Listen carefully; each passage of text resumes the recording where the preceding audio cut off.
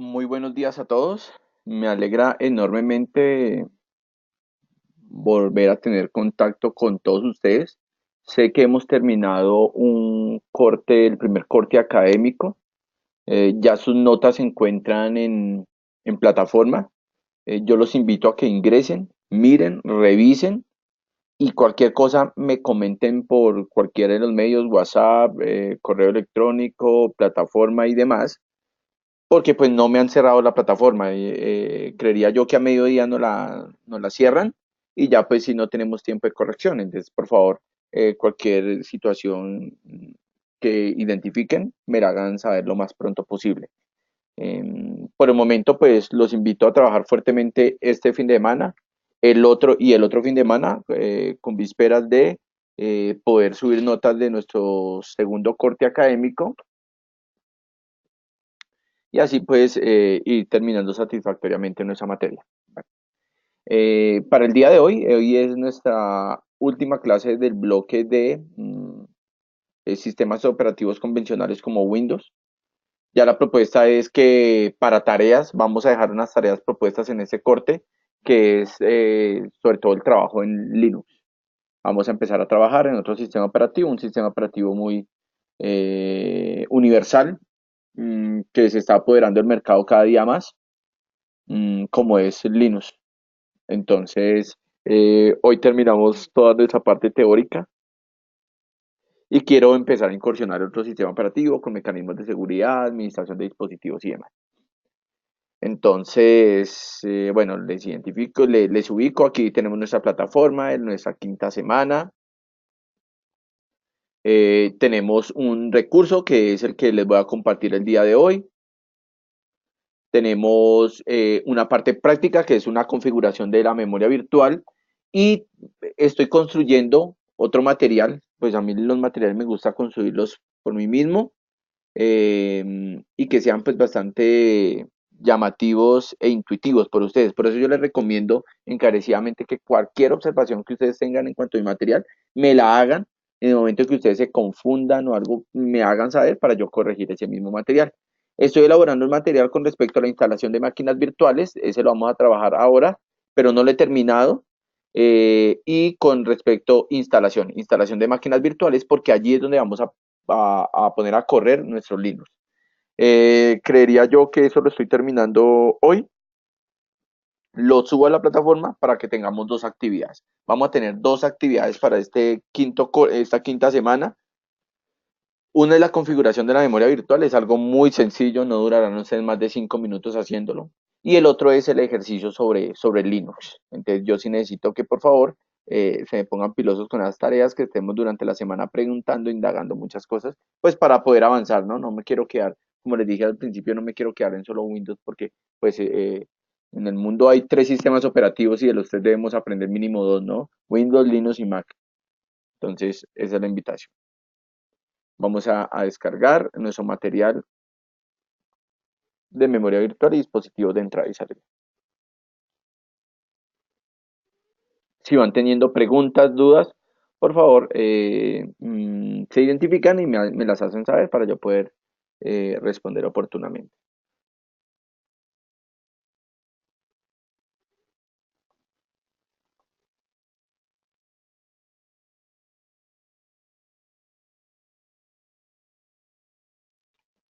Bueno, el tema propuesto el día de hoy es la memoria virtual y la entrada y salida de dispositivos en el trabajo de los sistemas operativos.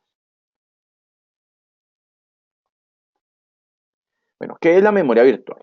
Entonces, la memoria virtual es una técnica de gestión de la memoria que permite que el sistema operativo disponga, tanto para el software de usuario como para sí mismo, de mayor cantidad de memoria que esté disponible físicamente. Nosotros sabemos que en nuestro computador tenemos una memoria llamada memoria RAM, ¿cierto? Esa memoria RAM, pues es la que básicamente nos va a dar velocidad en nuestros procesos. Si yo tengo una buena RAM, el equipo me va a rendir perfectamente y de manera muy interesante, ¿ya? ¿Qué pasa? Que si yo tengo esta memoria al 100, es decir, ocupada 100%, pues el equipo se me va a volver lento, los procesos se van a volver a disipar, la CPU comienza a volverse lenta, cada vez más lenta, y es así cuando tenemos los equipos fallando, ¿ya? El sistema operativo no empieza a responder, porque pues su memoria, que es el principal recurso de desarrollo de procesos, comienza a fallar. Entonces, ¿a nosotros qué nos proponen? A nosotros nos proponen que el disco duro también empleemos una parte como memoria, ¿ya? Pero esta memoria, pues todos sabemos que no es la misma memoria RAM, es decir, no va a tener las mismas características, de tal forma que va a ser una memoria virtual, algo simulado, pero con muy buen rendimiento. No con el mismo rendimiento de una memoria RAM, pero sí nos va a servir para algo. Entonces, ¿qué nos propone? Que en esta memoria de disco, pues utilicemos, dejemos allí los archivos o dejemos allí los procesos que no son muy usuales, que no los estemos utilizando constantemente, ¿vale? Y en la memoria RAM sí estemos dejando los procesos, los mecanismos que constantemente se están utilizando. Esto nos da mayor velocidad. Si yo tengo un proceso que no lo utilizo muy seguido, pues ¿para qué ocupo en memoria RAM? ¿Para qué lo ocupo? Sabiendo que la memoria RAM puede ser utilizada de mejor manera. Entonces, la mayoría de los equipos, la mayoría de los equipos cuentan con dos tipos de memoria, los cuales son los registros en las CPUs, memorias internas, la memoria caché, tanto dentro como fuera del CPU, la memoria caché, son los que allí guardo yo mecanismos sumamente rápidos, por ejemplo, la fecha, la hora, algún tipo de configuración, mmm, todos estos procesos que se utilizan constantemente, que yo puedo apagar el equipo y cuando lo encienda sigan allá BIOS, como es el calendario, hora, fecha, bueno. El tercer elemento es la memoria física, generalmente se forma de la memoria RAM, donde la CPU puede escribir y leer directamente, razonablemente rápido, lo que les decía anteriormente. Y el disco duro, sí, muchos de nosotros pensábamos que el disco duro es solo una unidad de almacenamiento. Sí, efectivamente, es una unidad de almacenamiento, lo vamos a ver más adelante, pero lo puedo yo emplear, lo puedo yo utilizar, optimizar como una memoria virtual, asignarle un espacio como una memoria virtual. Por eso es que ustedes en algunas ocasiones que han formateado y han instalado sistemas operativos, en la partición del disco, él les dice, no puedo utilizar todo el disco duro 100% para configuración de archivos, porque yo debo disponer algo de ese disco duro como para una memoria virtual. Casi siempre son 100 megas o algo así por el estilo. Ese es nuestro disco duro.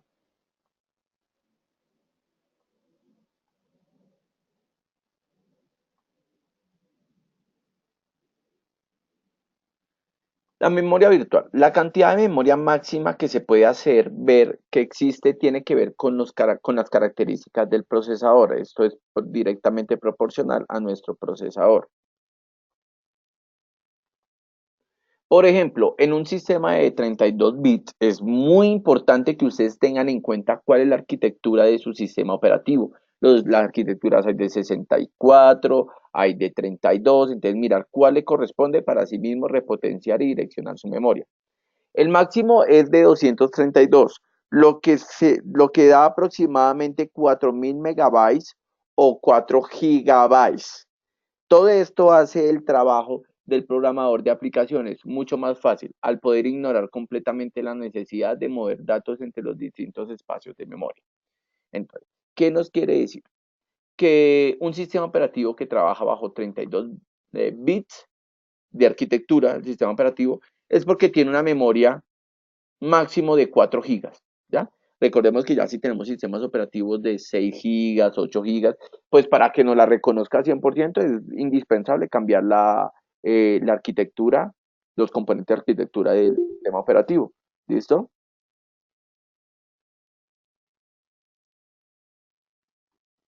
En este caso, eh, por ejemplo, si yo tengo una memoria superior,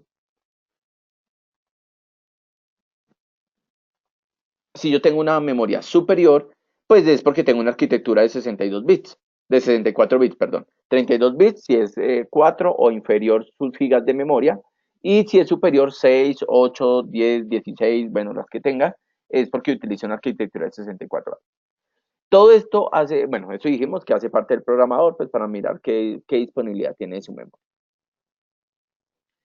Muchas aplicaciones requieren acceso a más información, código y datos, sobre todo hoy en día, ¿no? Hoy en día que utilizamos videos, diferentes formatos y demás clases de información, entonces es importante que hoy en día tengamos en cuenta que se puede mantener en memoria física. Esto es así sobre todo cuando el sistema operativo permite múltiples procesos y aplicaciones ejecutándose simultáneamente.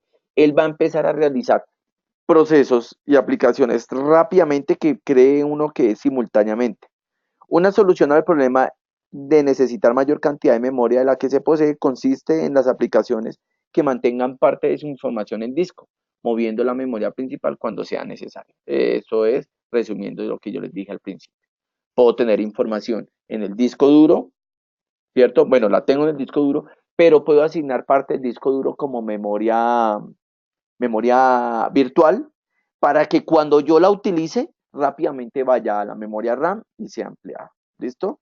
Pero cuando no la utilice, pues no me consuma memoria RAM.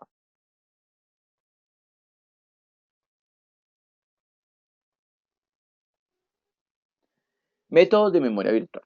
Entonces vamos a hablar, la memoria virtual pues tiene unos métodos para yo empezarla a particionar, a direccionar y demás. Eso es bastante teoría, esto lo trabaja internamente el sistema operativo, pero es muy importante que nosotros sepamos su administración porque así mismo le vamos a dar bastante confiabilidad a nuestro sistema. Segmentación. Es un esquema de manejo de memoria mediante el cual la estructura del programa refleja su división lógica, llevándose llevándose a cabo una agrupación lógica de la información en bloques de tamaño variable, denominados segmentos. Cada uno de ellos tiene cada espacio de direcciones de programa. Consiste de una colección de segmentos que generalmente refleja la división lógica del programa. Yo debo segmentar mi memoria, la segmento, pero si yo segmento esta memoria, debe ser de manera dinámica. Es decir, que cuanto componente llegue allí a esta segmentación, ella misma se va a comenzar a convertir en el espacio que se necesita. ¿Qué pasaba anteriormente? Que yo tenía una memoria segmentada con, obviamente, sus celdas fijas. Solamente podía llegar información que tendría espacio allí. Pero si llegaba información o procesos que utilizaran mucho más espacio, no la podía ubicar en mi memoria segmentada porque no cabría. Es fácilmente intentar meter un carro grandísimo en un parqueadero, en un garaje de 2x2. Es imposible. Eso era lo que anteriormente me hacía la segmentación, limitarla. Hoy en día es totalmente dinámica. Quiere decir que si yo este parqueadero lo tengo con paredes móviles y si voy a parquear una buseta, pues lo único que yo hago es mover las paredes y allí queda ubicado el carro común y corriente, sin el menor de los inconvenientes.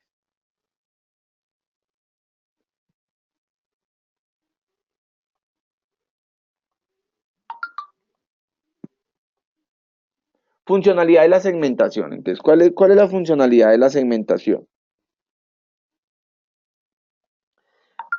La modularidad.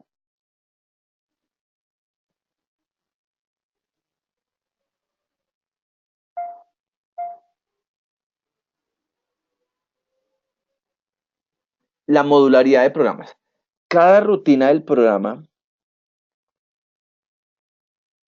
cada rutina del programa puede ser un bloque sujeto a cambios y recopilaciones, sin afectar por ello al resto del programa. Como lo dijimos anteriormente, este programa puede ser ubicado en determinado bloque y pues, se puede estar cambiando y modificando, ¿no? Él se ajusta al tamaño de la información o al tamaño del proceso.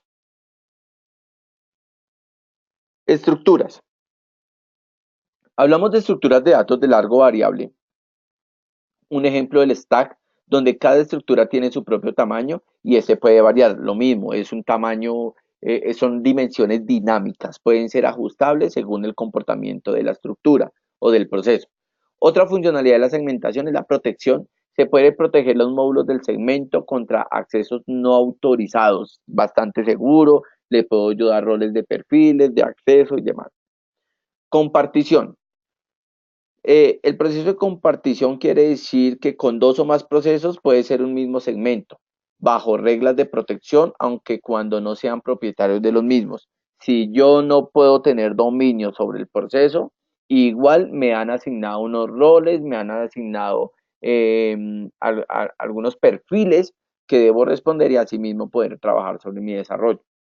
Bueno, otra funcionalidad, el enlace dinámico entre segmentos puede evitarse realizar todo el proceso de enlace antes de comenzar a ejecutar un programa. Los enlaces se establecerán solo cuando sea necesario. Usted puede permitir que la segmentación se ajuste cuando ya usted esté trabajando en su sistema operativo de manera real.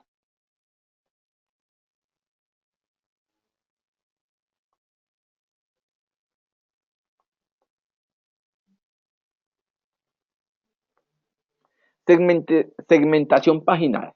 Es otro tipo de distribución de la memoria virtual. Ya tenemos la fragmentación, ahora vamos a mirar la paginada, la que nosotros nos vamos a dar cuenta en la práctica cómo la tenemos ubicada allí.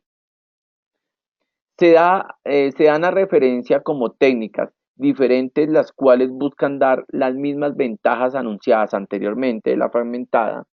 Puede hacerse una combinación de segmentación y paginación para obtener las ventajas de ambas. En, en lugar de tratar un segmento como una unidad contigua, este puede dividirse en páginas.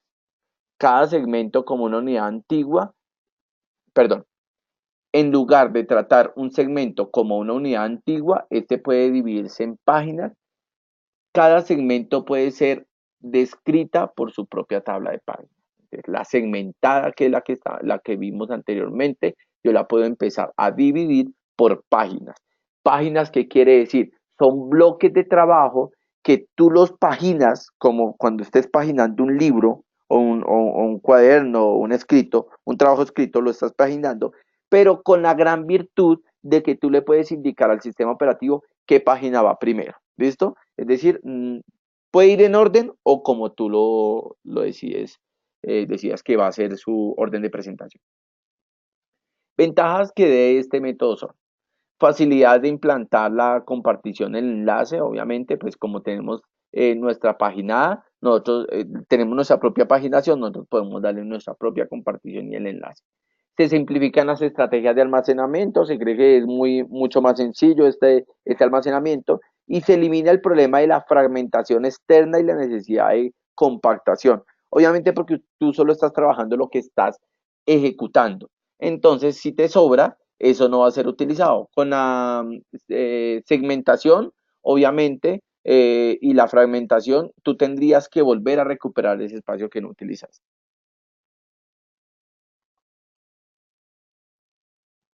Así como en estas sesiones anteriores trabajamos nosotros el algoritmo del banquero para nuestros desarrollos de administración de memoria, pues nuestra memoria virtual también. El procedimiento es muy similar, por eso no vamos a hacer esa práctica el día de hoy, porque pues la trabajamos bastante en la sesión anterior. Entonces, podemos decir que tenemos un algoritmo, el primer algoritmo que es el algoritmo óptico. Este algoritmo óptico consiste en que se reemplaza la página que va a tardar más tiempo en ser usada. La tasa de fallos es la más baja posible. Esta es la primera principal característica de este algoritmo óptimo. El algoritmo es imposible de realizar, es un algoritmo que ya viene prediseñado en nuestro sistema operativo y que tiene la facilidad de ser comparativo. Este, eh, Estas son las características de nuestro algoritmo óptimo. Ahora miremos nuestro algoritmo FIFO. Rendimiento del algoritmo pobre. Recordemos que el algoritmo FIFO es el primero que entra, el primero que sale, el primero en ser atendido. Eh, es un rendimiento pobre, páginas frecuentemente usadas pueden ser sustituidas. Entonces, en nuestro algoritmo FIFO, recordemos que si vamos a paginar, estas usadas pueden ser sustituidas rápidamente. Se puede presentar anomalía de Beladi, que es el aumento de número de fallos de página al aumentar el número de marcos. El número de marcos son aquellos escenarios que tenemos el bloque que me encierra varias páginas. Y el algoritmo LRU, que es el algoritmo de aproximación al reemplazo óptimo. Entonces, cuando yo tengo un reemplazo óptimo de mi memoria, es porque voy a utilizar este algoritmo LRU. ¿En qué consiste? Pues básicamente es basado en utilizar el pasado reciente como una predicción del futuro más próximo. Él revisa qué comportamiento está teniendo la máquina y qué características, para que de esta forma empiece a desarrollar toda su interfaz y toda su segmentación, realizando una buena memoria. Carece de la anomalía Beladi, ¿cierto? Que es la implementación que requiere de hardware adicional. Esta implementación ya no va a ser recurrente en el aumento de fallos, ¿ya? Como lo decíamos anteriormente, en el aumento de fallos. No, ahora lo que va a tener es una implementación que va a requerir hardware adicional, entonces va a tener un costo superior. Campo en las entradas de la tabla de las páginas. Estas entradas de la página me indica que, que debemos tener gran característica y gran evolución de todo su desarrollo dentro del segmento del bloque que tenemos. Entonces tenemos bloques, tenemos páginas, las páginas las podemos enumerar en cualquier orden y así mismo mostrar ante el sistema. Tenemos también una pila de las páginas en memoria. Esta pila de las páginas de memoria se hace referencia al bloque como tal, al que hemos venido nombrando y seleccionando.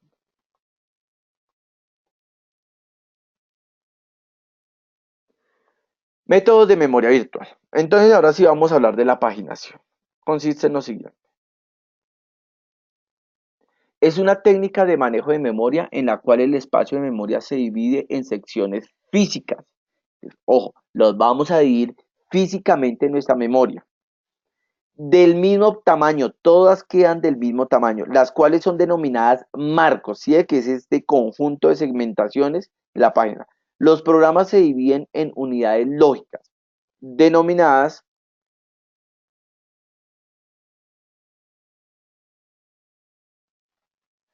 páginas, denominadas páginas. Las páginas sirven como unidad de almacenamiento de información y de transferencia entre memoria principal y memoria auxiliar o secundaria. Cada marco se identifica por la dirección de marco que está en la posición física de la primera palabra en el marco de página. ¿Esto qué quiere decir? Que esta identificación, que es la cabeza del bloque, él me va a identificar de qué número es y en qué número va a ser utilizado. Al utilizar la memoria virtual, las direcciones no pasan en forma directa al bus de memoria, sino que van a una unidad administradora de la memoria. Estas direcciones generadas por los programas se llaman direcciones virtuales y conforman el hueco de direcciones virtuales. ¿Esto qué quiere decir? Que nosotros vamos a almacenar todos estos procesos de forma directa al bus, perdón, no pasan directamente al bus, sino que van a estar ahí en una unidad lógica, al cual van a ser utilizadas en cualquier momento.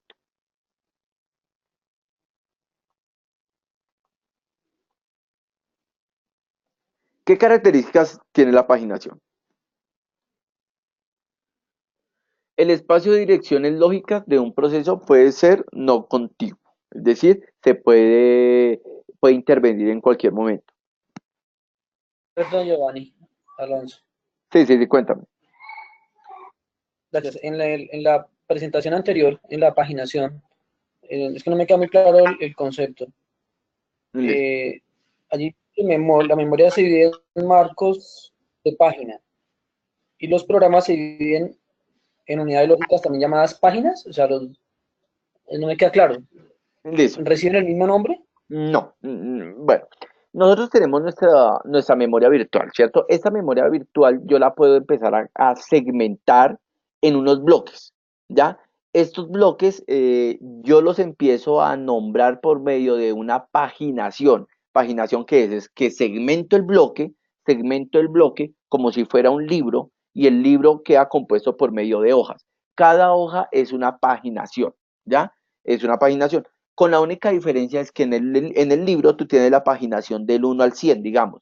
Pero en esta segmentación la paginación puede ir primero el 1, el 3, el 8, el 4, el 2.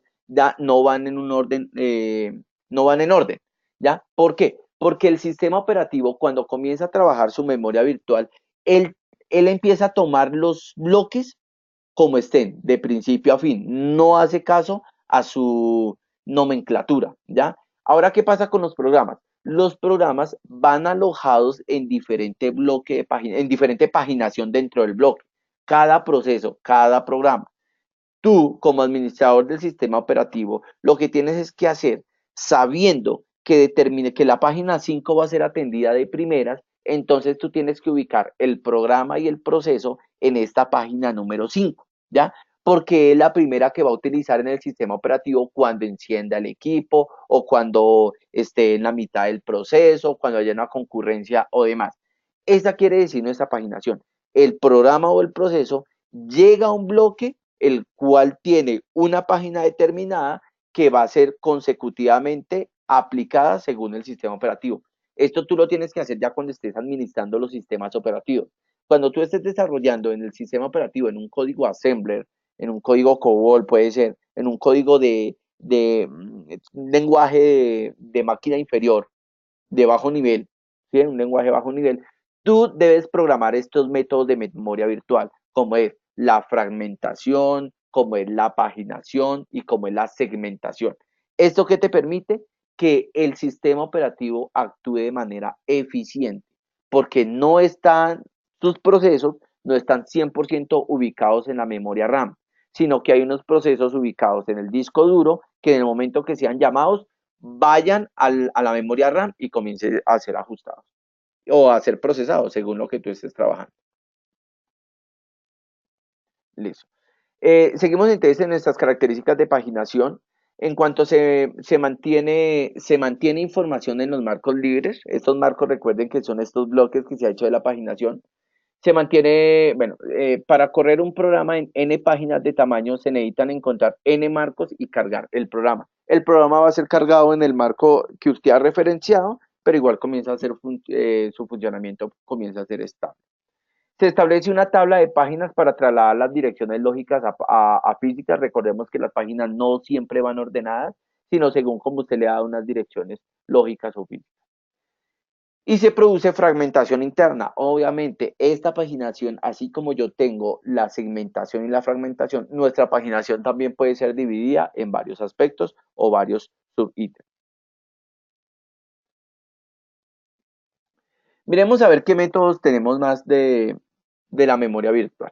El último método que vamos a trabajar, miremos, sí, el último método que es importante que ustedes conozcan es el método de la fragmentación. Bueno, yo aclaro de que estos conceptos se pueden empezar a trabajar por algoritmos como los que trabajamos la vez pasada con el procesamiento de la memoria, ¿no? Son muy similares, el procesamiento FIFO, el procesamiento de concurrencia, el procesamiento de ordenamiento, los podemos realizar según esa misma arquitectura. Fragmentación o estructura. La fragmentación es la memoria que queda desperdiciada, es muy importante porque después de usted haber utilizado la segmentación y después de haber utilizado la paginación, entonces va a quedar memoria sin ser utilizada o memoria que se utilizó pero ya quedó liberada. A eso le llamamos memoria que puede que quede desperdiciada. Al usar los métodos de gestión de memoria que se vieron en los métodos anteriores, tanto el primer ajuste como el mejor y el peor producen fragmentación externa y se genera cuando durante el reemplazo de procesos quedan huecos entre los dos o más procesos, de manera no contigua y cada hueco no es capaz de soportar ningún proceso de la lista de espera. ¿Qué quiere decir? Que usted como segmentó su memoria, pero usted utilizó un archivo o un proceso más pequeño que la división, entonces le va a sobrar ese espacio. Eso quiere decir que es memoria desperdiciada, ¿ya? Hay una forma de poder utilizar esos espacios, aquí hablan de unos huecos, esos huecos que quedaron de esa memoria sin utilizar, ¿ya? Y es por medio de la fragmentación. Es como si tú te subieras a un bus y el bus tuviera 40 puestos, pero solo tú utilizaste 30 puestos. Esos 10 puestos que sobraron, que quedaron sin utilizar, pues son puestos desperdiciados. Lo mismo pasa a la memoria. Se utilizaron unos espacios, pero no se utilizaron todos, o se utilizaron todos, pero a medio lleno, no se llenaron 100%. Entonces son espacios que quedaron sin utilizar y es desperdiciada. Yo puedo utilizar la fragmentación, que para ello existen dos tipos de fragmentación, como lo decimos aquí en esta diapositiva. Primero vamos a trabajar con la fragmentación externa, y esto quiere decir que existe el espacio total de memoria para satisfacer un requerimiento, pero no es contigua. Existe el espacio, como tal, existe el espacio total en la memoria, pero no es contigua, es decir, en el momento que llegue otro proceso me la puede quitar, ¿ya? Me la puede quitar porque se considera que es una memoria desperdiciada y si no se está utilizando, pues llega otro proceso y lo utiliza. Entonces, esa fragmentación, regálame un segundo.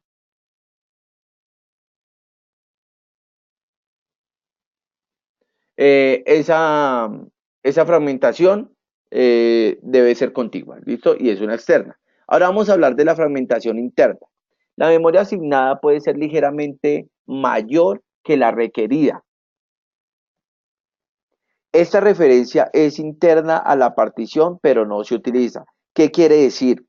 Que si yo asigné una cantidad de memoria, pero me supera lo que yo aparté, ¿cierto? Si yo dije, bueno, voy a utilizar un proceso, voy a utilizar 3 megas, voy a utilizar 3 megas de memoria, pero me requirió utilizar 5 megas de memoria, él no me puede terminar el proceso por el simple hecho de que no me cabe en la partición de la memoria. No, él lo que hace es que esta referencia es interna, toma nuevas referencias internas, por eso es una fragmentación interna, todas nuevas referencias internas, las pide prestadas y las utiliza. ¿Listo? No es muy usual, no es muy usual. ¿Por qué? Porque nosotros manejamos bajo una fragmentación dinámica. Es decir, si yo tengo una segmentación de 3 megas, pero me llega un proceso de 5 megas, pues si hay más memoria, la segmentación se me amplía. Por eso es que no es tan utilizada este método de recurso interno.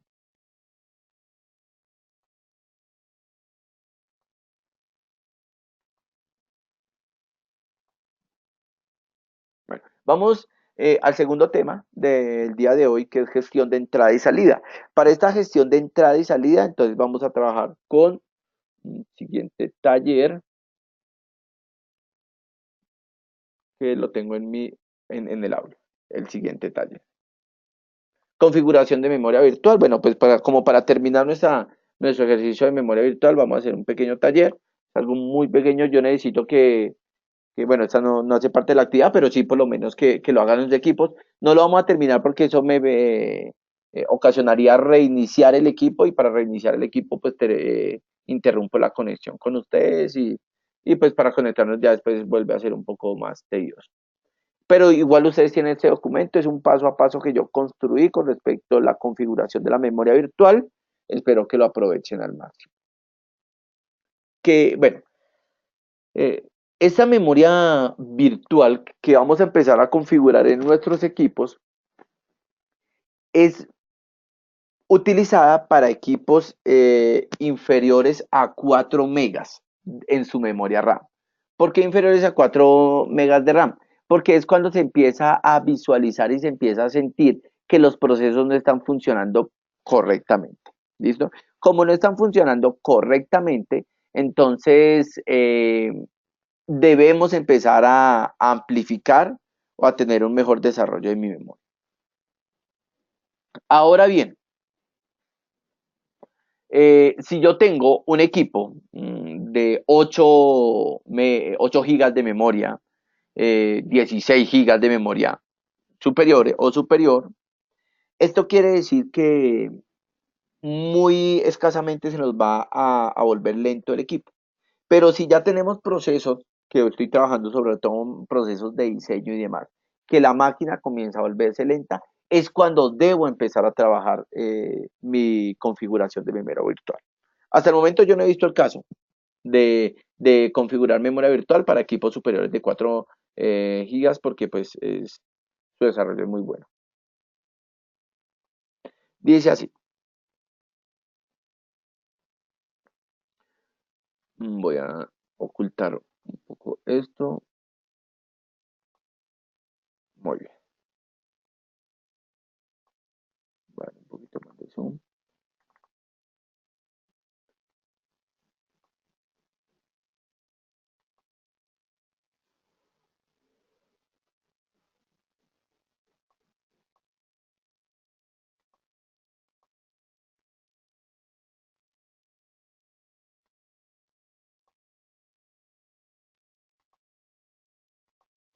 Configurar memoria virtual en el computador.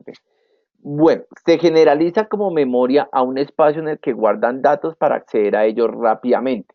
Básicamente tenemos tres tipos de memoria, que es la memoria caché, que hace parte del procesador, tenemos la memoria RAM, que es la memoria de acceso randómico de manera inmediata cuando yo enciendo el equipo, y la memoria virtual, es una memoria que yo asigno en el disco duro para aquellos procesos que no son muy habituales.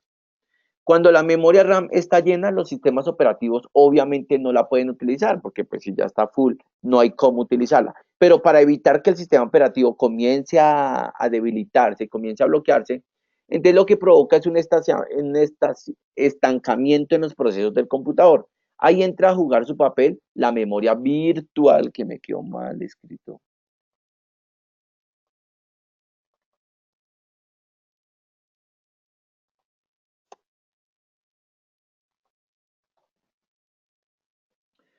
Un papel muy importante en la memoria virtual. La memoria virtual es un espacio en el disco duro, un hard disk, que se usa como si fuera una RAM. Lamentablemente la velocidad no es la misma, no la puedo comparar con la velocidad de la memoria RAM, pero por lo menos por eso en equipos con poca RAM se observa que después de un rato se ralentizan, ¿no? Se vuelven lentos los equipos porque pues su memoria RAM ya comienza a agotarse. Entonces se vuelven lentos únicamente por esta razón.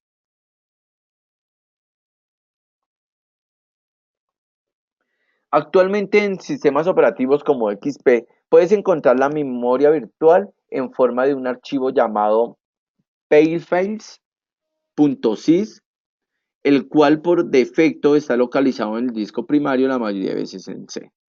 Otros sistemas operativos como Linux dejan una partición del disco dedicada exclusivamente para la memoria virtual.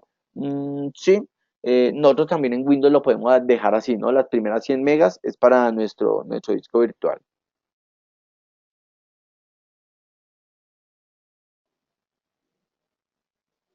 Generalmente llamado SWAP. Es más, en Windows también se puede hacer mejorando un poco el rendimiento para evitar la fragmentación de los archivos, y cuando tienes dos discos duros, colocándola en el secundario, puede que te mejore hasta la velocidad del acceso. Bueno, esta administración de memoria virtual la puedes dejar tanto en el maestro, en el disco maestro, como en el disco esclavo. Lo ideal es tener la cantidad suficiente de RAM como para que no sea necesario recurrir al uso de memoria virtual. Ese es el ideal. Hoy en día que tenemos máquinas súper poderosas con una buena memoria, pues el ideal es poder trabajarlo todo desde el RAM pues, para mayor velocidad, pero si no, podemos hacer uso de la configuración de nuestro equipo. Bueno, entonces empecemos a nuestra configuración. Por aquí, el primer paso. Entonces, lo primero que debemos hacer es darle clic derecho en Windows para mirar el sistema de nuestro sistema operativo, valga la redundancia. Entonces, yo lo puedo hacer con clic derecho por acá. Bueno, este es Windows 8, 8.1. Se dan cuenta ustedes que mi botón de inicio es esta ventanita que fue horrible, que yo en la versión 8.2 ya fue superada y volvió a nuestro botón inicio. Yo le doy aquí clic en sistema, vengo aquí a sistema. Muy bien. Aquí tengo mi sistema. Yo digo que, bueno, no es necesario porque tengo una memoria de 8 gigas.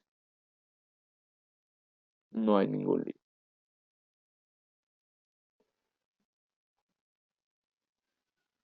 Me voy a configuración avanzada y en configuración avanzada vengo aquí a opciones avanzadas y configuración en el bloque rendimiento. Todo esto yo lo escribo aquí en las instrucciones. Si hay algún error o algo, por favor, cuéntenme para yo corregir este material. Este material nos puede servir para las demás materias de la universidad, pues bueno, para posteriores clases de sistemas operativos, pero la idea es que lo vayamos mejorando. Entonces, el manual me dice que vengo aquí a configurar. ¿Sí? Este solo es para, es que Windows 10 no, esa ventana cambia un poquito, no hay configuración avanzada del sistema.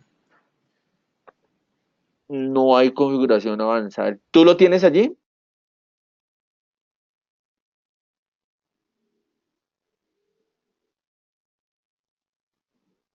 Bueno, en Windows 10. Configuración avanzada del sistema. Me tocaría empezar a probar a ver por dónde diablos ingresamos, porque si yo lo veo aquí, ven a ver, Sigamos ahí y, y dime. yo también pues sigamos y yo miro a ver cómo Perfecto, perfecto. eh, I- averiguo. Igual no es nada, igual sí, averiguamos y lo comentamos. Entonces, propiedades del sistema. Entonces, venimos aquí a propiedades del sistema y en el bloque de rendimiento yo le digo configuración, eso pues me lo dice el manual, la configuración. Y en configuración venimos aquí a esta pestaña donde dice opciones avanzadas. ¿Listo? Vengo aquí a opciones avanzadas y en opciones avanzadas él me va a decir que tengo un bloque de memoria virtual. ¿Listo? Donde dice, un archivo de paginación es un área en el disco duro que Windows usa como si fuese RAM. Lo mismo, la misma carreta que yo les he contado desde el principio. Tamaño total del archivo de paginación para todas las unidades, decimos que tiene 1152 megas. Aquí nosotros por este sistema operativo ya tenemos una unidad de paginación. Ahora, ¿qué le damos? Le damos cambiar. ¿El qué quiere decir? Que hasta el momento no está siendo utilizado, ¿ya? ¿Por qué? Porque pues su configuración no la necesita, pero en caso de que yo vea que el equipo se me vuelva cada vez más lento por la cantidad de procesos que esté utilizando, entonces yo le desactivo esta opción que dice administrar automáticamente el tamaño. Yo en mi Word lo tengo por acá lo tengo. Yo les digo, se debe inactivar la administración automática. Muy bien, ahí vamos. ¿Listo? Entonces yo la inactivo y ya me da la opción de configurar y de personalizar mi tamaño. Tamaño inicial y tamaño máximo. El tamaño inicial, ¿qué quiere decir? Que desde un principio va a ser tomado ese tamaño para procesamiento de los escenarios, de los datos y demás. Va a tomar inicialmente este campo. Pero, si los procesamientos se hacen cada vez más fuertes y cada vez más seguidos, yo puedo utilizar un tamaño máximo de mi sistema. La norma que dice, la norma dice lo siguiente. ¿Cómo hago yo para identificar cuál es el tamaño inicial y cuál es el tamaño final? Entonces, dice aquí, sexto, para identificar cuánta memoria asignar, debemos hacer unos cálculos. Para ello vamos al panel de administrador de tareas. Entonces, vengo yo aquí a mi panel de administrador de tareas, clic derecho en la barra de tareas, administración de tareas.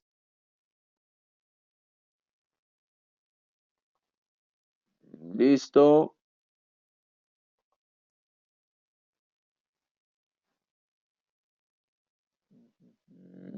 Regálame un segundo. Listo. Muy bien. Esto es algo diferente, ¿no? Está distinto a Windows 7, Windows 8, versiones mejoradas y demás. Estaba mirando en proceso, yo tengo que mirar aquí en la pestaña de rendimiento. Entonces, aquí en la pestaña de rendimiento, me doy cuenta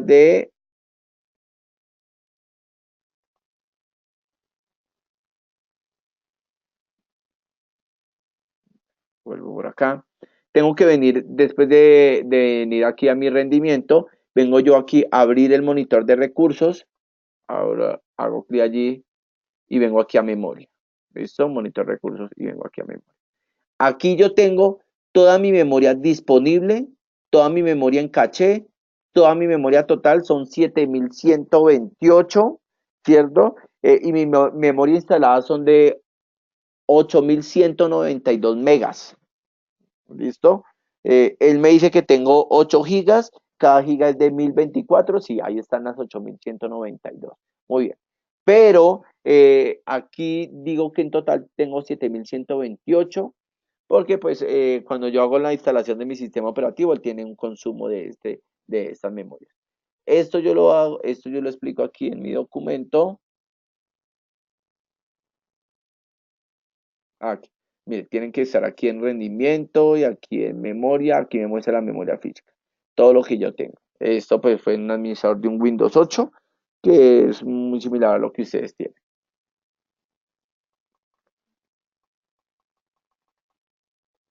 Bueno, entonces, si yo sé que tengo en mi memoria total 16.288, sobre eso debo hacer los cálculos. Bueno, yo les confieso algo. Este material yo lo hice en la oficina utilizando el equipo de la oficina. El equipo de la oficina es de 16 gigas. Aquí pues estoy aquí en mi casa y pues mi equipo doméstico cuenta con una memoria de, de 8 gigas. Por eso lo voy a hacer con los cálculos que tengo en la oficina porque allí fue donde pegué los pantallazos, pero es importante que ustedes también lo hagan. Ojo, como estas dos fórmulas que estoy seleccionando acá, es para usted identificar la memoria inicial y la memoria máxima. Entonces, para el tamaño inicial, tomamos el valor total que es 16.288. Lo voy a resaltar por acá. Miren, 16.288 lo tomamos, no sé qué memoria tendrán ustedes en sus equipos, igual lo toman de este total que les di en el administrador de tareas y le sacamos el 150%. Para yo sacarle el 150% es multiplicarlo por 1.5. Venga, saco aquí mi calculadora. Bien, para aquí la tengo.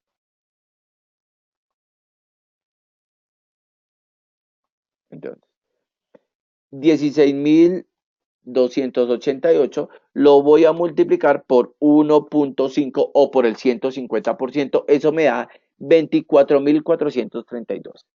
Mm, Eso me da 24.432.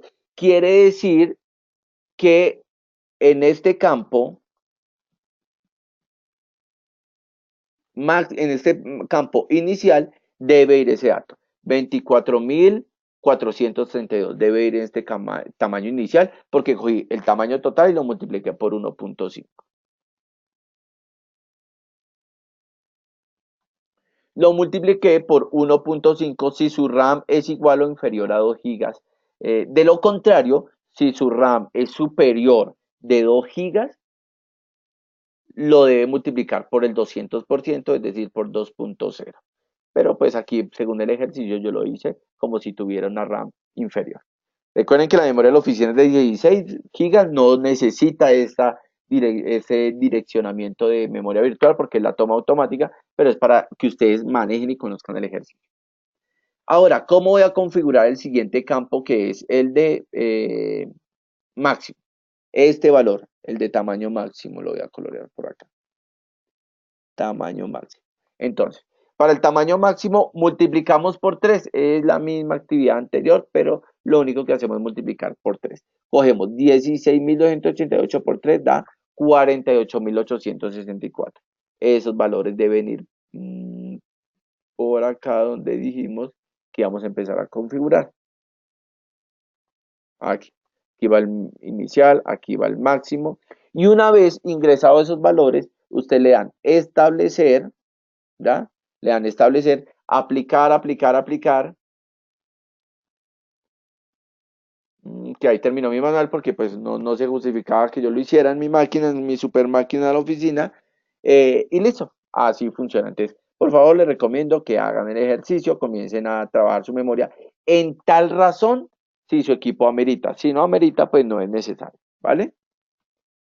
Perdón, Giovanni, ¿me puedes dejar ver en tu equipo, en tu máquina, la ventana que estábamos viendo, Esta, la última? Bueno, la anterior, donde estábamos asignándola. esta. Ahí, de esas dos casillas, entonces en la de abajo, o No tamaño personalizado, ¿en cuál es? es que no te escuché muy bien. ¿Qué me decías? ¿En cuál de las dos ventanas debo colocar los valores? En este. En memoria virtual, acá. En tamaño inicial, el valor multiplicado por 1.5 y aquí en tamaño máximo por 3. ¿Es eso lo que me preguntas? Sí, correcto. Esto no lo debo tocar para nada. Este tamaño administrado por el sistema y sin archivo de paginación no hay que tocarlo para nada. Y ya después de que tú ingreses estos valores, pulsas establecer.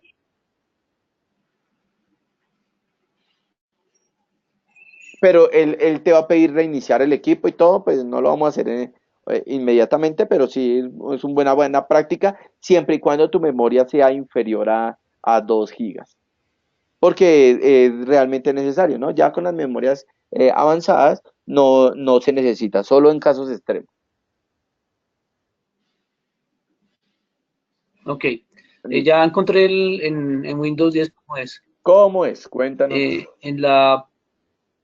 En la pestaña de sistema, ingresamos normalmente en sistema y hay una línea que dice información del sistema. Ya Eh, en información del sistema me bota la ventana que tú tienes ahí, me bota ya la que estamos viendo ahorita mismo. listo, listo. Muy bien. Cuestión de cacharrearle. Muy bien, Alonso. Bueno, listo. Entonces vamos a seguir con ese es pues el ejercicio práctico que teníamos para el día de hoy. Ya sé que hice algún ajuste. Listo.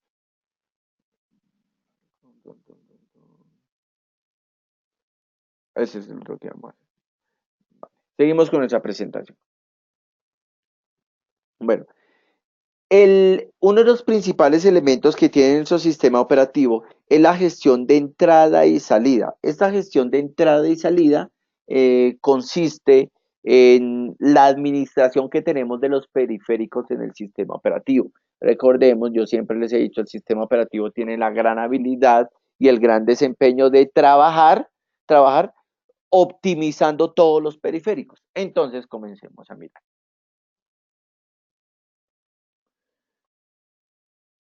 Nuestra gestión de entrada y salida. Esto representa los intercambios de información desde el procesador o incluso al acceso directo de la memoria. Esta actividad de entrada y salida se realiza gracias a la relación que hay entre el sistema operativo con los diversos periféricos. Periféricos es el hardware que está conectado a nuestra máquina. ¿Qué hardware podemos nosotros conectar a nuestra máquina para que el sistema operativo me lo administre? Las pantallas, las impresoras, los escáneres, el mouse, el teclado, eh, un huellero, una pistola lectora de barras, algún plotter, un joystick, bueno, todo cuanto aparato, una cámara web, cuanto aparato usted le conecte a ese equipo, esos son periféricos y deben ser administrados por el sistema operativo. Dispositivos o periféricos. Son aparatos sólidos e independientes que van a ser conectados a la unidad central de la computadora. Para eso existen diversos tipos de dispositivos con funciones diferentes. ¿Cuántos tipos? Existen 3 tipos de dispositivos. El primero, tenemos los dispositivos de entrada. Solo nombro yo los básicos. Tienen la tarea de introducir información, es la forma como el usuario se comunica con el computador, como el usuario le da órdenes por medio de comandos, instrucciones, para que la computadora lo procese con el sistema operativo. Entre los más conocidos, bueno, yo aquí pegué, sí, entre estos son los más conocidos. Mouse, bueno, teclado, mouse y el escáner. Esos son los más conocidos. Pero, ¿qué podemos tener también? Una cámara web, es un periférico, eh, un, un huellero, ¿sí? Algún tipo de validación biométrica, reconocimiento de retina, reconocimiento de cara, el huellero, también lo podemos identificar allí. Un micrófono, bueno, tenemos allí el micrófono y demás elementos de entrada.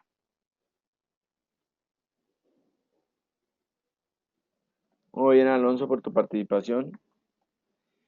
Así como tenemos en dispositivos de entrada, como el usuario se comunica con el computador también se va a comunicar con el usuario, con el ser humano. Para ello tenemos dispositivos de salida, que son los que se encargan de procesar los resultados de salida de procesos de datos y mostrarlos al usuario. Entre los más conocidos son, bueno, aquí yo agregué los más conocidos.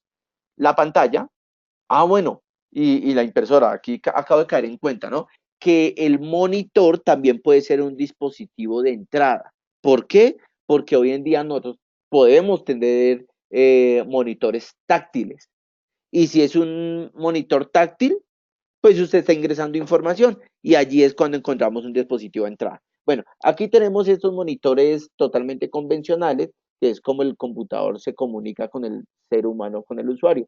¿De qué otra forma se comunica? Pues por medio de una impresora. Por medio de la impresora yo me voy dando cuenta de lo que la computadora me quiere informar. Muy bien, y los parlantes. Así como tenemos micrófonos de entrada, tenemos los parlantes de salida. ¿Qué otros dispositivos así de salida tenemos un poco más complejos? El plotter, ¿cierto? El plotter y de pronto una impresora de tickets, un elemento de grabación, no sé a qué hace referencia de salida. De pronto que me muestre por pantalla, Alonso, ¿a qué quieres referirte de grabación? Bueno, esos mecanismos, esos son otros tipos de dispositivos, Alonso. Esos se llaman dispositivos de almacenamiento. No son considerados como periféricos ni de entrada ni de salida, sino como almacenamiento de información. ¿Como cuáles? Las memorias, las tarjetas, los discos, ¿ya? Así como tenemos dispositivos de procesamiento. Mira que ya nos han salido dos más. Tenemos dispositivos de almacenamiento como memorias, tarjetas, disco duro, almacenamiento que me almacena información, y también podemos tener dispositivos de procesamiento. Estos procesamientos son la memoria, el procesador, ¿qué más podemos tener como de procesamiento? No, básicamente eso, ¿no? El procesador y la memoria, que son procesadores de información, ¿vale? Miremos a ver nuestro tercer tipo, qué característica tenemos. Dispositivos de bloques. Entonces, en los dispositivos de bloques vamos a tener los de almacenamiento. Estos periféricos almacenan información en bloques de tamaño físico. Estos van desde 128 bytes hasta 1024 bytes. Entre los más conocidos tenemos nuestras unidades lectoras de CD y el disco duro.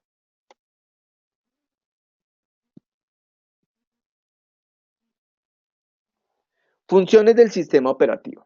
Entonces, la principal función en cuanto a los dispositivos de entrada y salida es controlar todos esos mecanismos, y para poder controlar estos dispositivos de entrada y salida lo vamos a enumerar por medio de enviar unos comandos, recibir interrupciones, tratar los errores y presentar una interfaz. Lo más usual es que cuando haya alguna anomalía en nuestro sistema, él se comunique con nosotros para que esté administrándonos constantemente con la administración de interfaz y todo. ¿Cómo se comunica con el usuario? Pues por medio de una interfaz.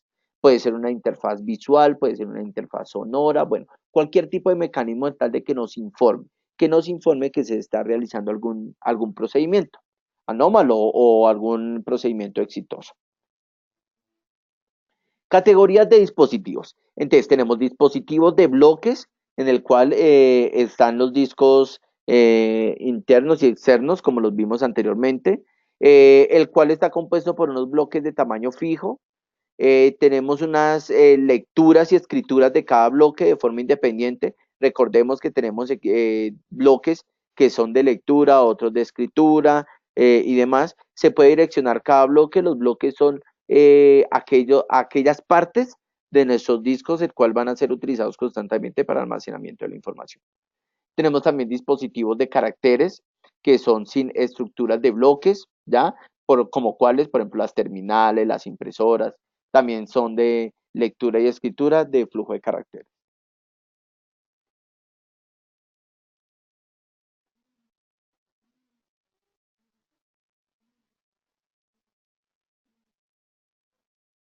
Tenemos los manejadores y controladores. Los manejadores y controladores son aquellos drivers, ¿ya?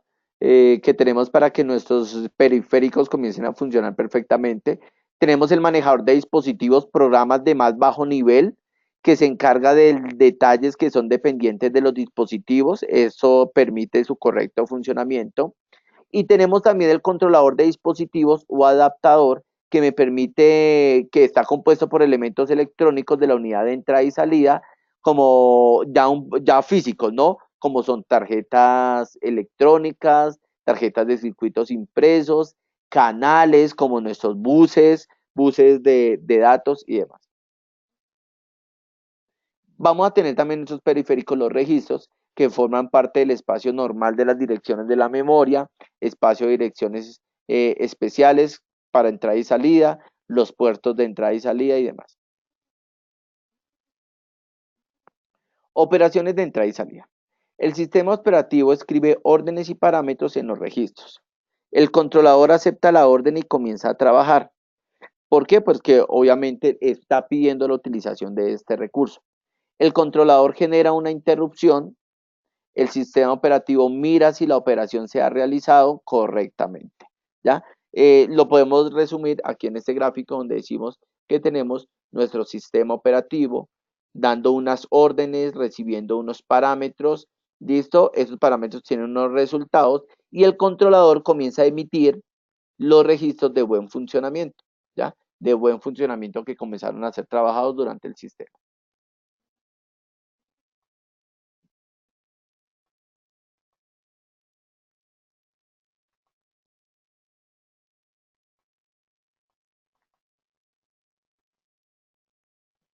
El software de entrada y salida, así como tenemos periféricos de entrada y salida, también tenemos el software.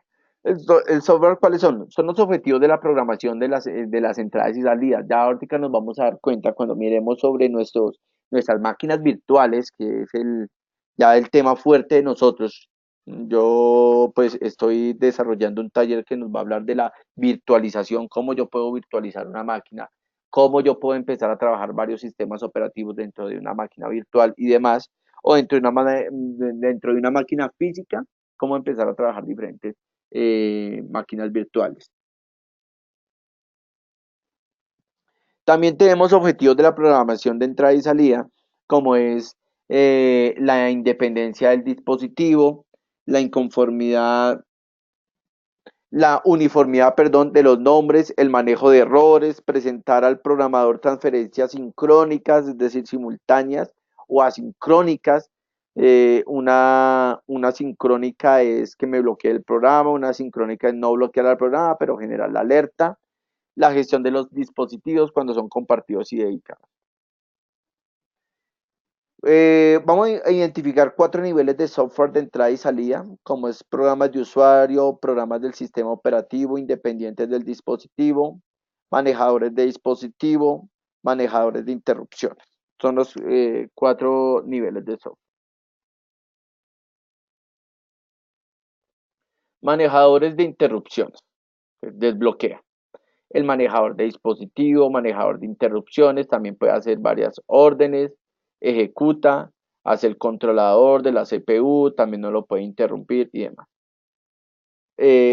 Estas son las interrupciones cuando el dispositivo deja de funcionar. Por eso cuando el dispositivo deja de funcionar, maneja una interrupción y después de que funcione comienza a desbloquearlo. ¿Ya? Por eso es que hay dispositivos que se utilizan, son accesibles en determinado momento y otros que no. Manejadores, ¿a qué hace referencia estos manejadores de dispositivo? Entonces, tiene un código dependiente del dispositivo con la función de programas independientes, el manejador del dispositivo y el controlador del dispositivo. El programa es para su funcionamiento como tal, no es el controlador, sino ya es la interfaz que nos la está dando. El manejador del dispositivo, como el usuario, administra toda la información dentro de ese dispositivo y para que funcione correctamente, tenemos el controlador o el driver. Esto lo de enviar órdenes a los dispositivos, comprobar que se ha realizado correctamente, la petición de los programas independientes del dispositivo, que se ha llevado una cola y única parte del sistema operativo que conoce los registros del controlador.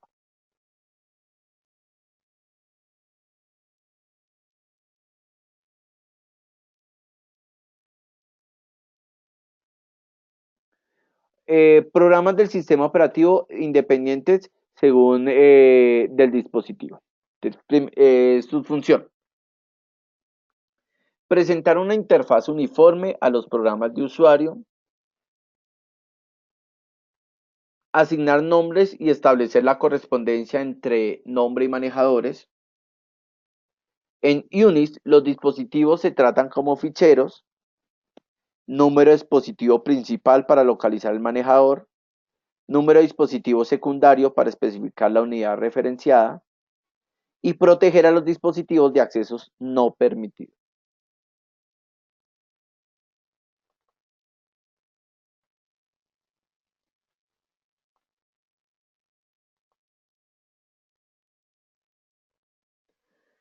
Funciones, segunda parte. Ocultar las diferencias entre las unidades de información, tanto en los dispositivos de bloques como de caracteres. Almacenar temporalmente los datos de los dispositivos, que es llamado como buffering. Completar bloques, sincronizar entrada de teclado, asignar espacio libre en los dispositivos de bloques, gestionar el uso de los dispositivos dedicados, aceptar o rechazar las peticiones, como es una apertura, y tratar los errores. Programas de usuario. Funciones de biblioteca, realizar las llamadas al sistema. Por ejemplo, tenemos aquí un conteo de lectura. Esto lo hacemos normalmente cuando estamos trabajando con los dispositivos dentro de mi sistema operativo. Entonces hago un conteo de sentencias, obviamente, de archivos, de procesamientos y demás. Además, realizamos otras funciones como es imprimir. Entonces aquí dice imprimir, algún componente que me dice decimal, puede ser, o integral, guardado bajo una variable i. ¿Listo? Eso es más que todo una arquitectura de programación de C++, ¿no? Programas completos fuera del núcleo, sistema de spooling, un ejemplo es la impresora, cuando tenemos un demonio de impresión, directorio del spooling. Es decir, este sistema de spooling, cuando tenemos una impresora, es que llega la orden, pero la orden comienza a ser esperada hasta que en algún momento haya disponibilidad de trabajo, ¿ya? Cuando, bueno, lo que nosotros normalmente llamamos en nuestra cola de impresión. Este spooling lo que hace es empezar a ordenar las peticiones y cuando se vayan liberando las va asignando una en una.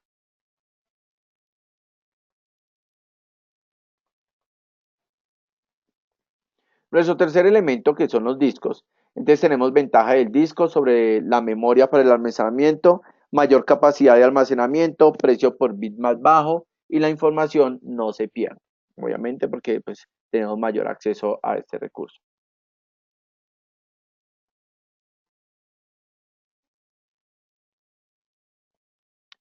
Hardware del disco. Pistas. Entonces tenemos círculos concéntricos. Esa es toda la arquitectura del disco duro. Nosotros podemos identificar cuál es su administración, cuál es su arquitectura, cuál es su característica. Se dividen en sectores, mismo número de bytes, organizados en cilindros. Aquí tenemos lo que es nuestra pista, aquí tenemos todo lo que es nuestro sector, por eso es que nosotros podemos tener la facilidad de fragmentar nuestro disco. Organizado en número de pistas de cilindro, cabezas apiladas verticalmente, unidas con platos, dos números de cabezas, dos nodos o bloques de pistas por cilindro, como los tenemos aquí ubicados en la parte inferior. Características del dispositivo. Búsquedas solapadas mejoran el tiempo de acceso. Búsquedas simultáneas en dos o más unidades.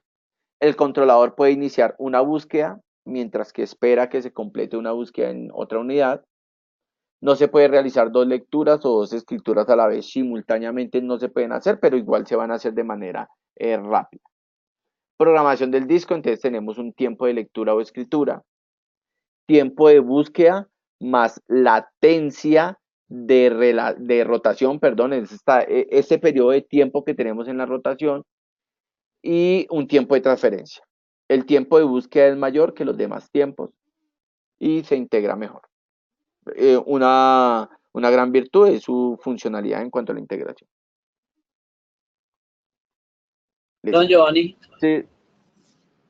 Sí, sí, Alonso. en los discos, no son discos, ¿no? Las unidades que vienen con los equipos de ahora de estado sólido, Sí. eh, digamos, el proceso, acá dice que solo se puede hacer uno a la vez, ¿no? En esas unidades se pueden hacer procesos simultáneos. No, no, igual se hacen procesos una a la vez, pero con velocidad mucho más rápida.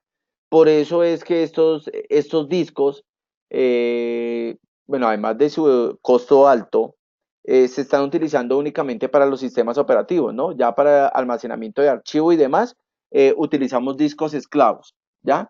Pero no, igual, estos son únicamente un proceso no simultáneo, no son procesos simultáneos porque todavía el sistema operativo no ha llegado a evolucionar en trabajar en varios frentes. Él trabaja en un frente, pero de manera rápida, tomándolo totalmente. Lo manda a su memoria caché y ahí él permite que siga trabajando. Y después comienza a trabajar el siguiente proceso, ¿ya? Pero no en simultáneo. Lo que hace el que trabaje continuamente es la memoria. La memoria sí comienza a administrar varios procesos en simultánea, pero el sistema operativo coge todo el proceso, lo colapsa y lo manda a la memoria para que sea trabajado. Igual la arquitectura de nuestros discos sólidos tiene la misma característica. Creo que en la presentación de la clase pasada hablaba sobre la velocidad que era tan alta que pareciera que hiciera los procesos simultáneamente. Ah, sí, no, es que hoy en día esa velocidad es, el proceso de cambio de un paso a paso es imperceptible ya hoy en día por el ser humano. Es sumamente rápido, ya es sumamente rápido. Por eso es que hoy en día tenemos memorias ya muy robustas. Hablamos de memorias de 8, 16, 32 gigas, porque necesita que ese procesamiento se haga de manera rápida. Y hoy en día, lo que está jugando en gran importancia es nuestra memoria, la capacidad de la memoria. Por eso todo dispositivo inteligente ya tiene su propio procesador, tiene su memoria y unidad de almacenamiento. Bueno, bueno, suspendí un poco la pantalla porque ya encontré el material. Ese material no lo he subido a la plataforma, está todavía en proceso de construcción, porque gracias a este material vamos a empezar a trabajar todo lo que son nuestro escenario bajo un ambiente Linux. No sé, Alonso, si hayas trabajado en algún momento o alguno de los compañeros hayan trabajado en sistemas operativos Linux. No, pues yo trabajo con impresión y pues siempre he tenido dificultad con eso porque algunos clientes, no muchos, muy poquitos, tienen Linux y no he tenido contacto con él, de ningún tipo de contacto. Pero los Sí he inconvenientes, tenido contacto con Mac, pero con Linux no. verdad. Bueno, con Mac yo he trabajado, pero no ni de manera profesional ni nada, sino únicamente mirando el sistema operativo. Y pues porque hay unos equipos que ya lo traen. Mm, regálame un segundo, Alonso.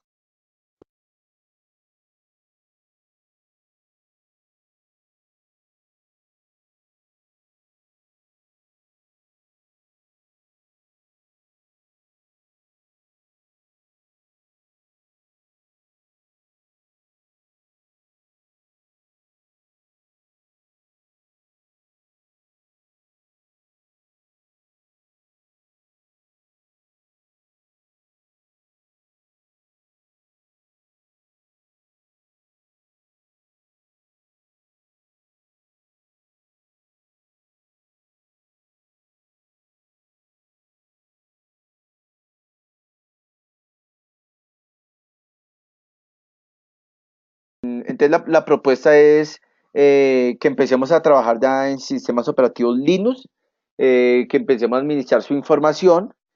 Para ello, pues es necesario tener en nuestras máquinas una instalación de una máquina virtual. Hoy doy la inducción y empiezo a elaborar el material para que lo trabajemos durante la semana y ya tengamos un acercamiento mayor a nuestro sistema operativo Linux. Entonces, para ello, ¿cómo lo vamos a hacer? Lo vamos a hacer por medio de una instalación de máquina virtual. No sé, Alonso y algunos de nuestros compañeros si han trabajado máquinas virtuales. No, hace mucho tiempo trabajé sobre una máquina virtual, pero no, recién no. Listo, listo. Entonces, eso me da pie para empezar a trabajar el material que voy a empezar a construir desde ustedes, que lo voy a hacer de manera básica. Mire, estas máquinas virtuales son muy, muy importantes porque le permite a usted administrar muy bien la información y ahorrar recursos. Voy a leer un poco de teoría con respecto a nuestras máquinas virtuales y ya pues hacemos la práctica. Entonces, la instalación de máquinas virtuales. Un resumen que puede llegar a concluir es que una máquina virtual no es más que un software capaz de cargar en su interior otro sistema operativo. Entonces, yo puedo tener físicamente un computador, pero en este computador adentro puedo tener otro computador, es simulando que yo tengo un computador dentro de otro computador, haciéndole creer que es una PC de verdad. Obviamente sus características son iguales. Tal y como su nombre lo indica, el concepto es tan sencillo como crear una máquina, PC, consola móvil o lo que sea, que en vez de ser física es emulada o es de manera virtual. ¿Qué es una máquina virtual? Hay dos tipos de máquinas virtuales diferenciadas por su funcionalidad. La de sistema, tenemos la máquina virtual de sistema y la de proceso.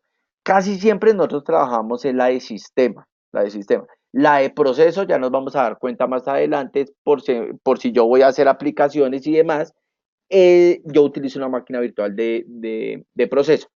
Entonces, la mayoría, casi estoy seguro que la mayoría se están refiriendo a máquinas del sistema, máquinas virtuales del sistema.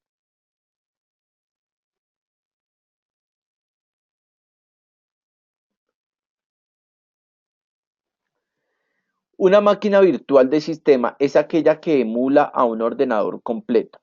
En palabras llanas, es un software que puede hacerse pasar por otro dispositivo como un PC, de tal modo que puedes ejecutar otro sistema operativo en su interior. Tiene su propio disco duro, tiene su memoria, tiene su tarjeta gráfica y demás componentes de hardware, aunque todos ellos son virtuales. Yo les cuento la experiencia en la compañía donde yo trabajo. Nosotros tenemos una máquina que incluso es una máquina que nos van a hacer cambio la otra semana porque nos aseguraron que nos iban a llegar máquinas con disco sólido y con memorias y un procesador 21.7 creo que es. Bueno, hemos dicho van a llegar unas máquinas poderosas, buenas. ¿Por qué pedimos nuestras máquinas tan poderosas? Porque dentro de esa máquina yo trabajo normalmente con 3, 4 máquinas virtuales, porque son unos ambientes de programación en los que yo trabajo. Entonces, démonos cuenta que es importante, en lugar de yo evitarme tener 4 máquinas físicas, pues tengo una super máquina física y dentro de ella tengo 3 máquinas virtuales, ¿ya? Pero eso de asegurarme que cada máquina virtual funcione con el mouse, funcione con el teclado, con un huellero, que todo funcione perfectamente. Entre menos perceptible sea de la virtualidad, mucho mejor. Que sus componentes sean virtuales o no, quieren decir necesariamente que no existen. No quiere decir necesariamente que no existan, no quiere decir que no existan, no. Ahí pueden estar, sino que yo los emulo completamente. Por ejemplo, una máquina virtual puede tener unos recursos reservados de 2 gigas de memoria, de 20 gigas de disco duro, que obviamente salen de algún sitio. ¿De qué sitio saldrán? Pues de la máquina real. ¿Dónde está instalada la máquina virtual? La máquina real es donde está instalada nuestra máquina virtual, también llamado a veces hipervisor. Eh, el host o el anfitrión. El anfitrión es aquella máquina virtual que nos llega. Otros dispositivos podrían realmente ser inexistentes físicamente, como por ejemplo una unidad de CD-ROM, que en verdad es el contenido de una imagen ISO, en vez de que tenga el lector de CD de verdad. Pues obviamente muy complicado que en esa máquina virtual yo tenga una unidad física, porque no voy a tener interacción con ella. Pero pues sí puedo manejar un emule para que tenga mis imágenes ISO allí funcionando perfectamente. Ah, bueno, voy. Perdón, Giovanni. Sí. Eh, la, la, am, la, en la virtualidad puedo guardar la información en ese mismo disco y cuando pase a mi máquina normal, eh, voy a ver que ya tiene menos espacio disponible. Claro, claro que sí. Entonces, es que es más. La siguiente práctica de hoy en 8, cuando empecemos a configurar toda esa máquina virtual, o me adelanto de pronto en la semana y hacemos un trabajo configurando, te vas a dar cuenta que cuando tú empieces a instalar tu sistema operativo, él te va a pedir un espacio de memoria y un espacio de disco. Eso es como los decía el párrafo que acabé de leer. ¿De dónde sale? De la máquina física. Por eso yo te cuento que en el trabajo nosotros tenemos máquinas poderosas, porque pues de alta configuración. ¿Por qué? Porque si yo tengo un disco de 1 tera en mi máquina física, en mi máquina real, pero instalo una máquina virtual, yo le voy a decir que esa máquina virtual me consuma 100 megas, 100 megas del tera que yo tengo. Entonces, quiere decir que si yo voy a mi máquina real y miro mi disco, efectivamente yo tengo el tera. Pero ¿cuánto disco tengo disponible? Pues el tera menos las 100 que yo le asigné a mi máquina virtual. Va a ser totalmente consumible. Y ni hablar de la memoria RAM. También, si yo a mi máquina virtual le asigno memoria RAM, quiere decir que esa memoria RAM yo no la voy a poder utilizar, no va a estar disponible en mi máquina física. ¿Por qué? Porque va a estar utilizada en mi máquina virtual. Esas son condiciones, pues sí, de la máquina virtual. Ella consume, porque es que prácticamente como si yo tuviera otra máquina física dentro de mi máquina real. Bueno, cuando hablamos de nuestra máquina de sistemas, dijimos que habían dos tipos de sistemas, ¿cierto? Que tenemos dos tipos de máquinas virtuales, una que es por sistema y otra que es por configuración, ¿cierto? Entonces, cuando hablamos de nuestra configuración, no sino de proceso, cuando hablamos de nuestro sistema, una máquina virtual de sistema, este es su diagrama. Mire, tenemos nuestra máquina real o física, como la podamos llamar. Tenemos nuestra máquina real o física. Esa máquina va a tener un sistema operativo base. En este caso yo puedo tener mi sistema Windows. Pero dentro de Windows yo voy a tener un programa de máquina virtual, el cual ese programa puede tener varias máquinas. Como por ejemplo, una máquina de Windows 95, una máquina de Windows 10 y una máquina de Linux, Ubuntu 7.4. ¿Listo? ¿Qué quiere decir? Que cuántas máquinas yo tengo. Las voy a contar. Tengo una, que es la física, con su sistema operativo. Tengo dos, tengo tres y tengo 4 máquinas. Solo que estas últimas 3 máquinas funcionan gracias a este programa, el cual vamos a mirar más adelante. ¿Ya? Son 4 máquinas, una real y 3 virtuales, que me van a consumir un recurso amplio en mi máquina. Si yo tengo en cuenta este diagrama, la máquina debe ser muy poderosa. Bueno, ahora ¿qué vamos a tener? Vamos a tener una máquina, pero en máquina virtual de proceso, que como les decía anteriormente, cuando yo voy a utilizar programación, es más, si yo que soy programador, no las utilizo, yo utilizo la de sistema. Pero pues en la documentación que encontré nos dice que una máquina virtual de proceso es menos ambiciosa que una de sistema. En vez de emular un PC por completo, él me emula es un programa. Entonces miremos, puede ser que consuma menos. Entonces, nuestro diagrama de pronto es mucho más claro. Miren que no partimos de la real, sino partimos de un programa como tal. Partimos de nuestro programa, en este caso pues estamos trabajando bajo un ambiente de Java, el cual el ambiente de Java tiene un equipo en Windows, un equipo en Linux y un equipo en Mac. Tenemos nuestra máquina virtual correspondiente, ¿ya? Y sobre ellos vamos a arrojar unas mismas experiencias o funciones en el programa que yo esté desarrollando. Entonces, si yo estoy desarrollando algún saludo, algunas operaciones y demás, pues obviamente yo las voy a poder identificar acá. Tienen unas mismas funciones. Pero básicamente la máquina virtual trabaja es sobre un programa determinado, no sobre todo el sistema operativo. La verdad, yo no lo he utilizado, pero lo encontré así en la documentación, por eso se la socializo. Pero pues debe ser útil desde que la encontré allí. Bien, y entonces nuestra parte práctica, tenemos los 5 mejores programas para crear máquinas virtuales, son los siguientes.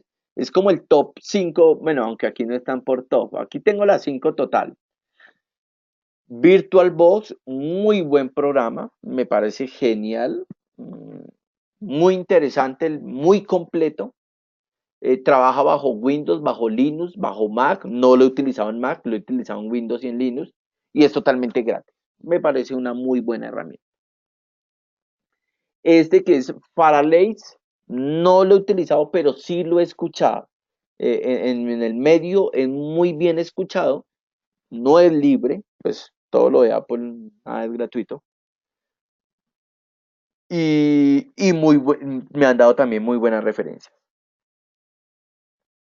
Bingware, Bingware es un muy buen programa para máquinas virtuales. Trabaja bajo Windows, Linux, Mac.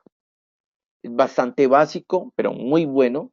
Gratis, el básico es gratis y tiene una versión profesional que dice acá que cuesta $200 anuales y contando. Es en el que vamos a hacer la práctica porque yo lo manejo bastante. Vamos a traer. Yo manejo estos dos, el VirtualBox y el VMware, aunque se está imponiendo el Windows Virtual PC. Esta cuarta opción también se está imponiendo, pero la verdad yo no la he manejado. Otra versión que tenemos es el QEMU Linux, que es también gratuito, pero no lo conozco. Pero cuando vayamos pero no, porque el Linux lo vamos a trabajar sobre una máquina virtual, entonces no podríamos instalar máquina virtual sobre máquina virtual. Pero después de que nos animemos y particionemos nuestro disco, sí puede ser una muy buena práctica y es coger nuestra máquina, particionarle el disco y en un disco instalarle un sistema operativo y en el otro sistema operativo, aunque pues sabiendo trabajar máquinas virtuales es totalmente innecesario, es algo tonto pensar en hacer eso, pero lo podemos empezar a trabajar para poder evidenciar sobre esta máquina virtual, ya que nos vamos a ir de lleno en máquinas virtuales. Puede ser una buena estrategia. ¿Qué procedimiento tenemos para instalar máquinas virtuales? Entonces, el software necesario, vamos a utilizar el Bingware, que lo podemos descargar de estos enlaces. Yo lo descargué sin ningún problema. Ejecutamos el instalador con estas versiones y listo. Aquí trato yo de sintetizar los pasos y eso me da a este logo. Yo sé que ustedes están viendo aquí mi administrador de tareas. Tengo aquí mi máquina. Esta es la suite de nuestra Bingware. Aquí yo lo tengo. Aquí yo puedo empezar a crear, vea, yo puedo empezar a crear mis máquinas virtuales desde cero. O yo puedo traerme una máquina virtual ya creada, que es otro ejercicio que también vamos a hacer. Yo ya tengo mi imagen de mi máquina creada y la abro. Entonces yo le digo aquí Open, la abro. Y él me dice, bueno, ¿dónde está su disco? Entonces lo empiezo a buscar por aquí. Está en algún lado. La empiezo a buscar y la traigo. En este caso, pues no he creado ninguno, entonces no tengo ningún disco. O yo la puedo crear desde cero y es como se van a dar cuenta. Necesitaría yo el sistema operativo, no lo he descargado. ¿Listo? Entonces, creo mi nueva máquina, ya le hice clic allí. Entonces, él me va a salir un mensaje que me dice, va a instalarlo desde una unidad que esté emulada desde el disco o desde una imagen ISO. Pues yo siempre le doy seleccionar desde una imagen ISO, a no ser que yo la tenga ahí en sí y la comience a trabajar. Comienzo a mirar sobre mi imagen ISO,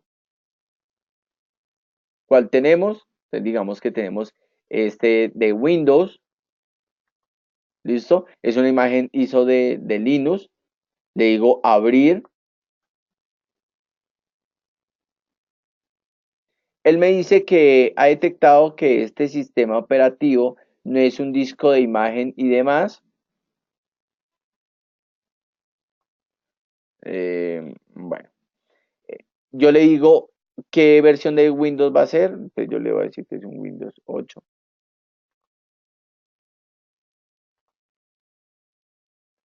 Eh, Él va a llamar así la máquina se va a llamar Windows 8 o la vamos a llamar Windows 8 Elite. No, Elite. Y va a ser guardada aquí en documentos. Aquí es cuando yo comienzo a reducir mi disco duro. Él me dice, ¿cuánto necesita de su disco duro? Entonces yo digo 60, recomendado para Windows 8, 60 gigas, pero le vamos a poner 80. ¿Listo? Le doy siguiente, le doy finish. Tranquilos que esto yo lo voy a generar en un manual, por eso estoy en construcción del manual, para mirar de qué forma yo puedo traerme ya una imagen construida o en qué momento yo puedo empezarla a crear, como lo dice ahorita. Listo, mire, aquí tengo mi máquina, pero como el sistema, no sé si ustedes recuerdan en el archivo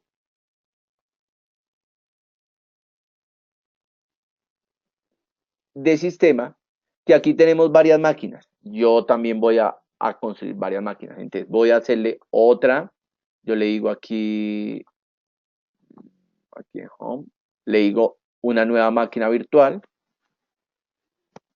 le voy a decir que voy a traer una imagen, listo, voy a buscar esa imagen, ahora digamos que va a ser sobre Linux, esas son, esas son las imágenes que ya me trae el VMware, ¿no? Por eso me sale esa advertencia, vamos a ver si me funciona o no.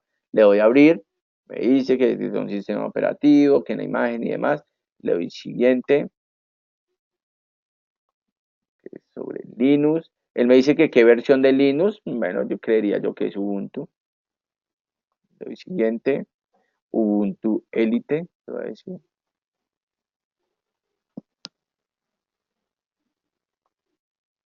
¿Cuánto le va a poner? Le va a dar 30 gigas de almacenamiento. Ojo, 30 gigas a ese disco, pero no van a estar totalmente llenas, ¿no? Yo voy a poder llenarlo de procesos y demás, pero yo los voy a seguir teniendo disponibles.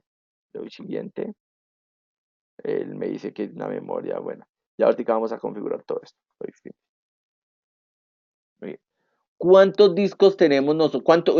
¿Cuántas máquinas tenemos en esa máquina virtual? ¿Cuántos sistemas operativos tenemos? Un Ubuntu y tenemos un Windows. ¿Sí? ¿Listo?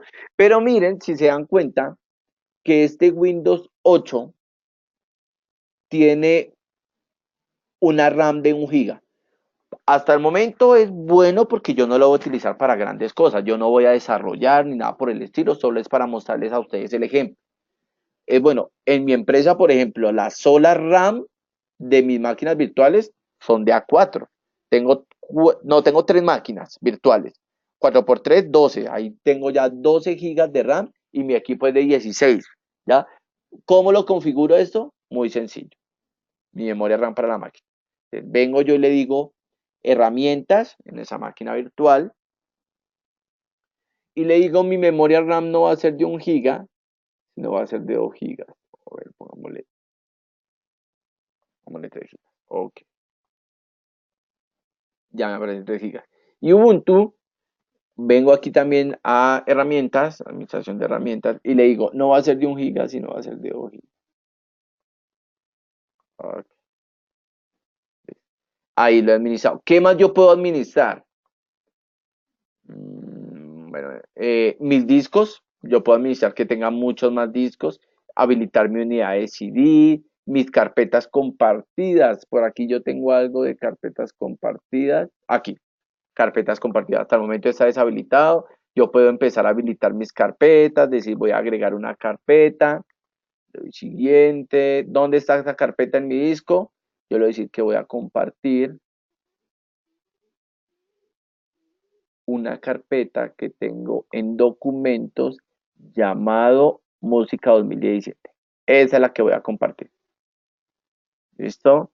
¿Qué es compartir? Es una carpeta que se ve tanto en la real como en la virtual. Entonces, si yo abro esa carpeta, voy a poder ver los contenidos que yo tengo en ambos lados. No, le digo que sí, que funciona perfectamente. Le doy, listo, ahí ya quedó totalmente habilitada. Si nos damos cuenta, muy bien. Lo mismo vamos a hacer con Windows. Herramientas, voy a editarlas. Bueno, mis procesadores. Yo le puedo decir que me trabaje con 2 procesadores, me da un poquito más de velocidad. Mis discos duros que tienen un solo disco de 8 gigas. Vengo aquí a Options, mis carpetas compartidas, le digo, me va a agregar una carpeta, voy a buscar esa carpeta, ya vemos también la de música.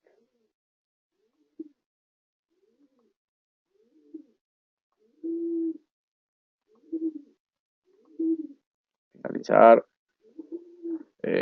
Ok, listo, me la habilité. Listo, ya tengo aquí mis dos máquinas virtuales. Voy a abrir este Windows, máquina de Windows 8.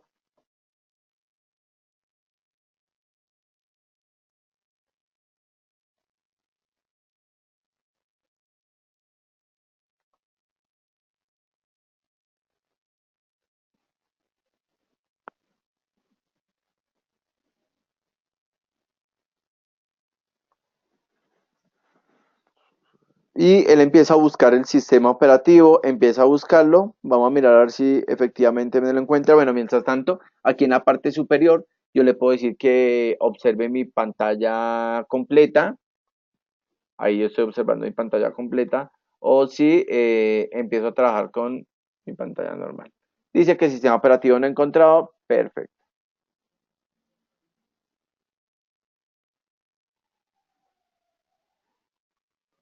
Uy, se me bloqueó.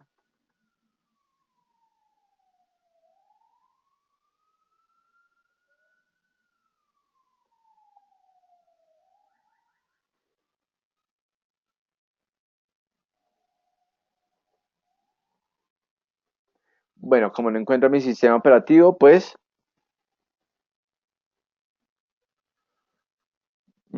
Alonso, ¿me observas? Sí, perfecto. Bueno, como yo tomé fue una imagen ISO que venía dentro del VMware, entonces él me dice que efectivamente no encuentra el sistema operativo. La idea pues es empezar a facilitarles a ustedes todos estos comandos, todos estos controladores y programas para que ustedes los puedan utilizar fácilmente. No sé si tengamos preguntas, Alonso.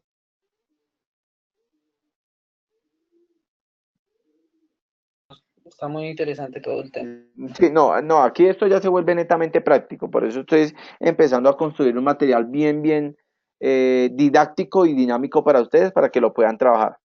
Entonces, Alonso, pues esa es la carreta que tenía para el día de hoy. Yo creo que te queda una horita y algo para alcanzarme a subir el material. Perfecto, de acuerdo. Listo. Listo. Alonso, estamos hablando cualquier comunicado. Yo te estuve marcando esta semana y no nos comunicamos ni nada. No, es que tenía problemas con el celular. Vale, no hay lío. Dale que estamos todavía a tiempo, Alonso. Entonces, un feliz fin de semana, que descanses y cualquier cosa estamos hablando. Bueno, muchas gracias. Vale.